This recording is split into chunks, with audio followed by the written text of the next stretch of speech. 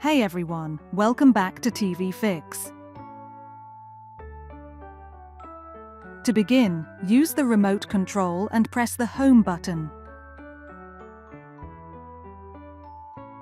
Scroll to Settings and press OK.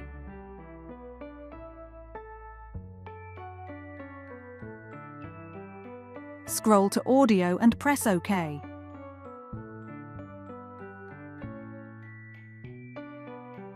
Select the desired option and press OK.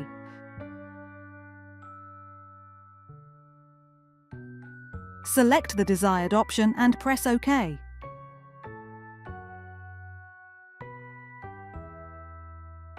The audio has been adjusted. Press Home to return to the Home menu. That's it for today's tutorial.